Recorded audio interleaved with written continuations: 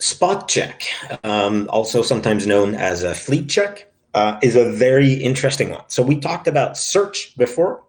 So the search is looking for an IOC in historical data, right? So I want to see if any of my hosts resolved evil.com in the past year. Spot check allows you to kind of take the mirror approach of that, which is to say, I don't want to look at historical data. I want to actively go into those hosts that are in my organization and look for specific IOCs.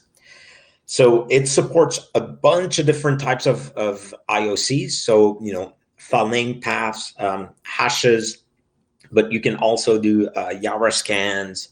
I think if I recall, you can do looking for a handle. So there's, it should be everything that you kind of want to do in a common IR scenario. And the idea is that this command line will automate the process of figuring out, okay, which hosts are online, go to query them, look for, those specific IOCs, report whether there's a hit or not. And if some of the hosts are offline, you can ask the spot check to just, wait for those to come online, and it'll retry, it'll keep looking. And when they come online, it'll, do the check and kind of let you know the results. And so it does all this again through the REST interface, kind of an automated way. So we can show a little bit what that looks like.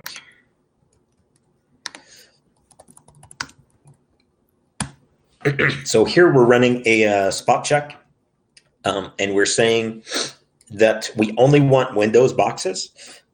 I guess technically also Chrome in this case, but so really Windows boxes. And we are looking for a file path, rather a file pattern, sorry. So we're saying within system32, I'm looking for anything .scr up to 2 depth of the directory. And so this is pretty zoomed in, so it doesn't look all that great. But what you're seeing here is kind of the report from this saying, question marks telling you, well, this host is not online, so I don't really know. The caret is telling you, I'm starting to look at this host.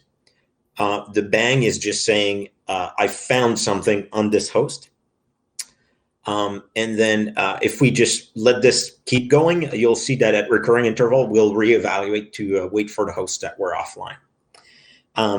So the idea is to make this this output format fairly easy for you to pipe to a file or pipe to something else, and grep for like a line starting with bang for all the positive results and kind of modify that as you will. It's also available as a class, so you can actually kind of leverage the concept of going onto those hosts and doing these eval, but really managing it all within Python in this particular example.